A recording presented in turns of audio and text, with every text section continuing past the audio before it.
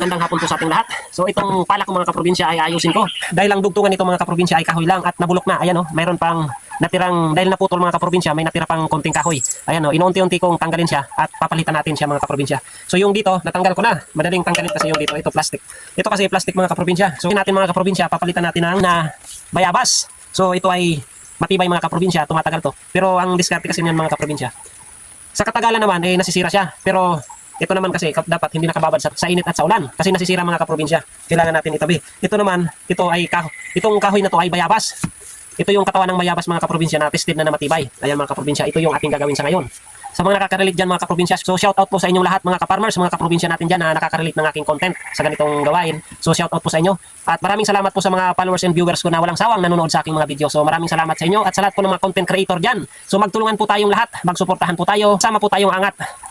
Sa lahat po ng mga farmers dyan, maraming salamat. Magpatuloy po tayo sa ating gawain. Palakasin yung ating katawan na siyang puhunan sa ating pagtatanim. Maraming salamat. God bless. Peace bye.